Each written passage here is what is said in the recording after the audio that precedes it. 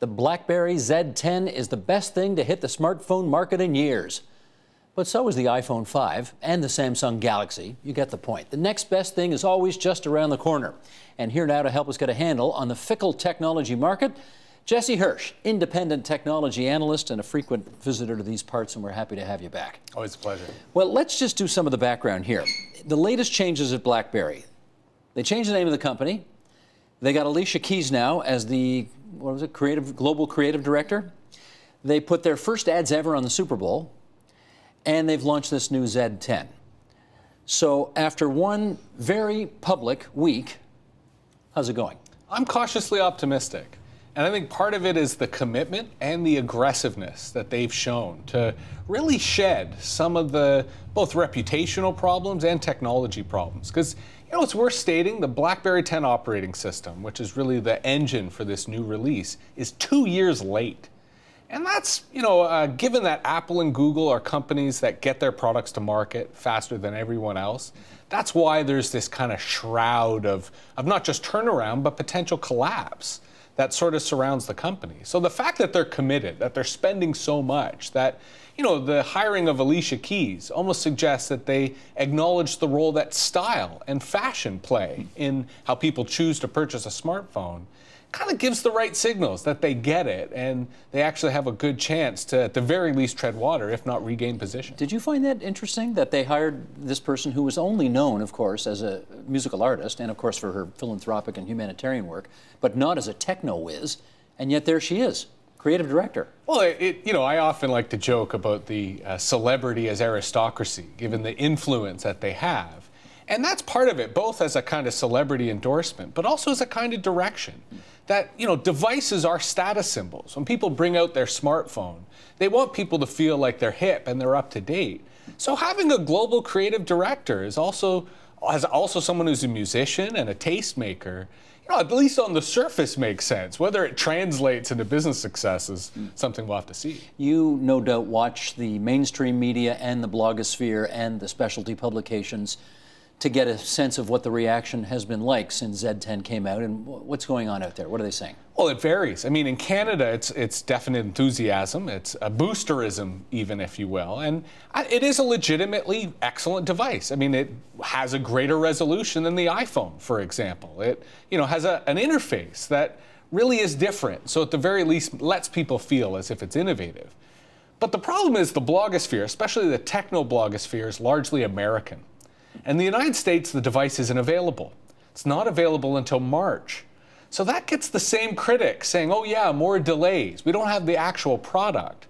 So there is a lot of positive spin going on here north of the border. But in the ever-influential tech press, there's still a cautious apprehension that I understand why BlackBerry chose Canada first. It's where their loyalist base is. If anybody's going to love them, it's us up here. But it wouldn't have hurt if they had done LA, Chicago, and New York as sort of select releases to create that kind of buzz. I mean, every time Apple releases any product, there's a lineup. They know how to generate that buzz. But they also, they own the retail end of their thing as well, which BlackBerry does not. Although they easily could have set up, you know, instant pop-up retail, as we're starting to see in the marketing world, as, you know, kiosks in LA and, you know, special setups, say, at LaGuardia Airport, where you target that business traveler market. I think that they could have done a lot to get that buzz, whereas come March, that's a long time from all the hype from the Super Bowl ads, and whether Americans will still remember, we'll have to see. If you are a developer of apps, are you happy with this new device? It depends. It's not so much the device as it is the platform. Because if you develop apps, you want to get paid. So the first thing you're looking at is how the marketplace both A, reaches the largest audience and makes it really easy for you to make money. Now, BlackBerry actually paid app developers just to convert their apps to the BlackBerry App Store. You know, usually it was $500, $1,000, $2,000 a piece. So that made a lot of app developers happy. But the question will be how easy, both in an interface perspective and a marketing perspective, it is for those apps to get people to buy them, to get people to do in-app purchases. That's where Apple, and to a lesser extent Google, have built the better mousetrap and why they attract the developers they do. And if you're an investor, The name change, more traffic presumably and shares traded. Does that look good at the moment? I think there is, again, that cautious optimism. I think the name change makes sense. But the problem is it sort of puts all their eggs in the hardware basket. Because the other reason I think shareholders have been cautiously optimistic about BlackBerry is their software side. One of the decisions, for example, they made with their BlackBerry Exchange server was they are now agnostic. So you can now secure iPhones, you can secure Androids, you can integrate multiple devices into the BlackBerry Exchange server, which is a really smart move rather than being strictly BlackBerry. And they've also got this mobile payment transaction standard that Visa recently approved. That again could be device agnostic, so you could see it on Android devices. That's where BlackBerry as a software company really has a healthy future, even if the BlackBerry itself stumbles. So it's ironic that they've really hedged, or rather put all their eggs in one basket by changing their corporate name. Jesse, there were a couple of things I read in the research to prepare for this which really surprised me, which was some quotes from people who were saying things like, yes, I'm going to get one of these, I'm bored with my iPhone already. How fickle is the customer in this world?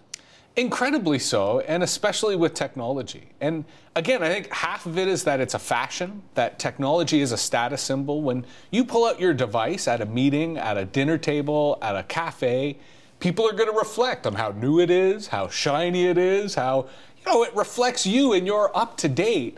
Because the other side is the rapid rate of technological change. That we don't buy a smartphone thinking it's going to last us 5 years. We buy our smartphone thinking maybe it'll last a year, maybe 9 months. And granted, that planned obsolescence is sort of part of the marketing machine. You think that's true? People buy these things with the intention of knowing they're going to have to replace it in a year? I don't know if they would admit it, frankly, but statistically, that's what they're doing. And 3 months after they get it, there's a new device that's shiny, that's seductive, that they start thinking, oh, I want to get the next one. And it used to be Apple. I mean, Apple was the king at creating that type of envy, that you always had to have the latest, greatest. And with the death of Steve Jobs, I think that's sort of coming off a little. But Google does the same thing. I mean, they're putting out a new device every 3 months. So after 9 months, that's 2 or 3 generations of devices. And the carriers, who are often the main people selling these devices, are themselves calling you up and saying, well, you're eligible for a device upgrade. So here's your subsidized model, and you can renew your contract for another 2 years. I need to know, have you got one yet of the Z10s? I'm not a BlackBerry user. Oh, you're not? You're an iPhone guy? I'm not an iPhone guy either. What are you? I've hitched my horse to Google. Okay. And I've hitched my horse to Google for 2 reasons. Number one, open source.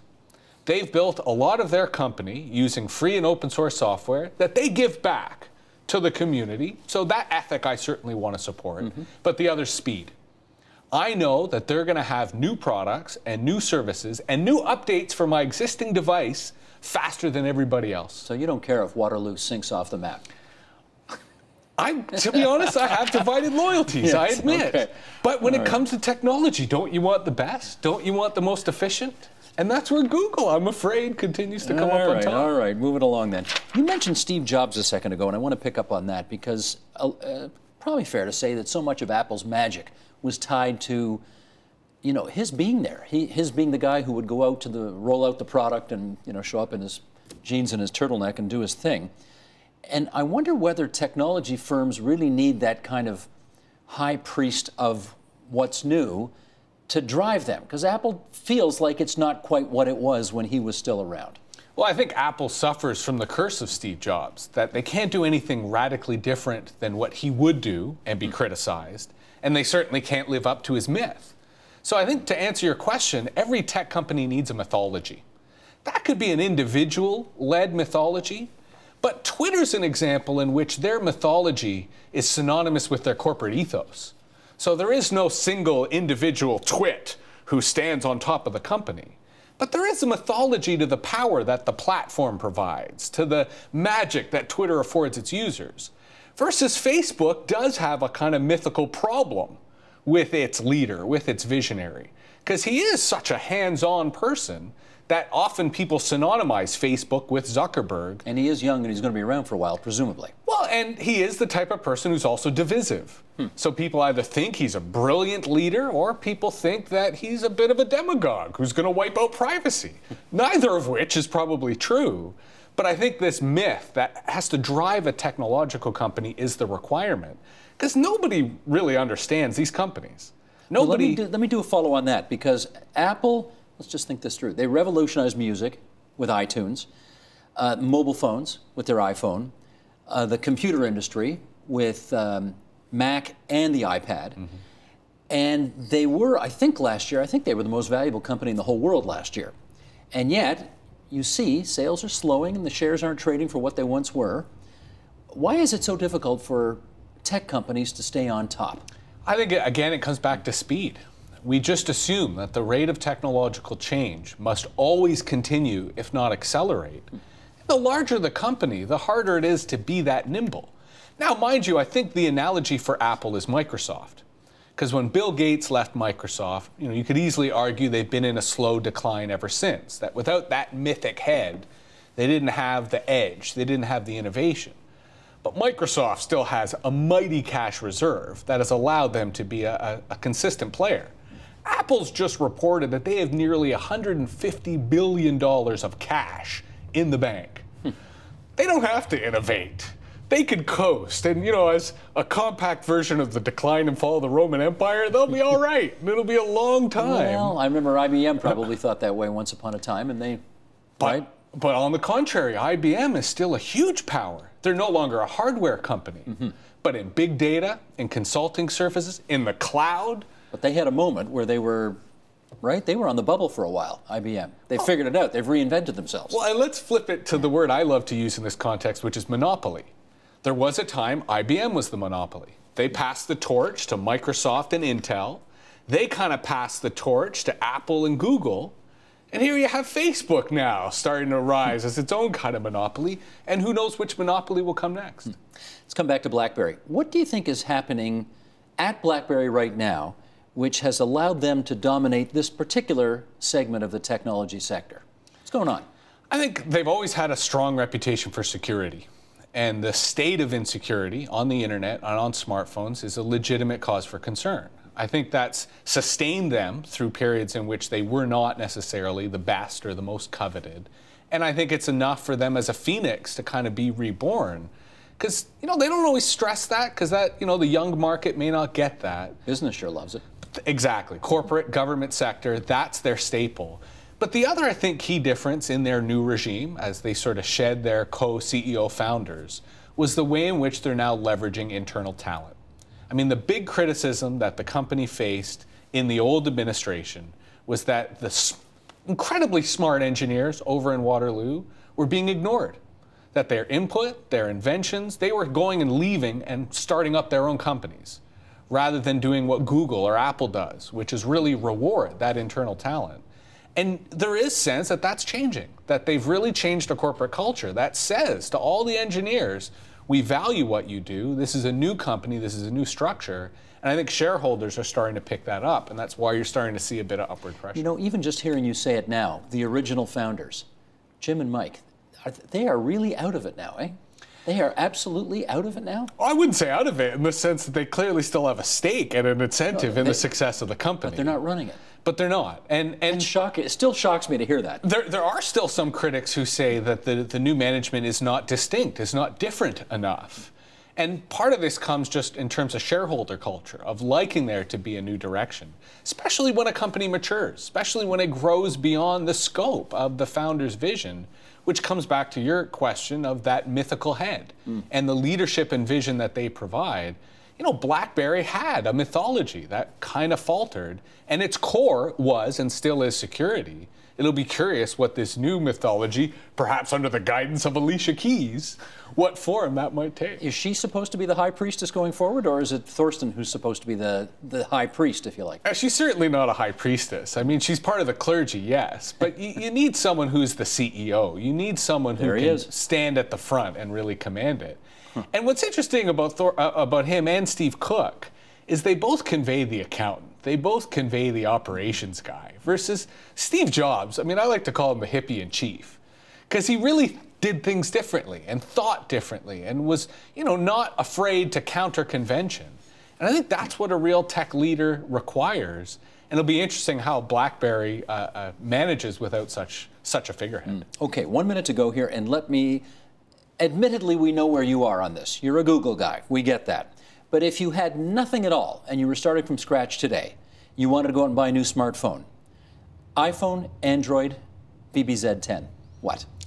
I'd be torn between the BBZ10 and the Android, and it would depend upon the apps that I wanted.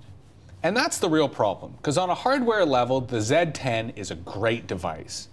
But apps are what make smartphones sing. It's the whole reason you use them. I don't make phone calls on my so-called smartphone anymore. It's all data. It's all internet. No email?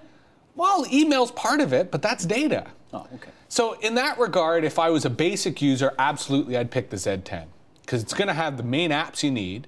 But my sister, for example, loves Instagram. Uses Instagram day and night. Last I checked, there's no Instagram on the Z10. So if I want to see photos of my nephew, I would have to choose the Android, because that was the only way I'd get the Instagram app. Are you listening, Waterloo? They got to get the Instagram on there, eh? Oh, Morris, Instagram listening. Waterloo needs you. Ah, okay. Never thought of it that way. Jesse, always appreciate your visits here and helping us understand this very, very difficult to understand world sometimes. Thanks so much. Thanks, Steve. Support Ontario's public television. Donate at tvo.org.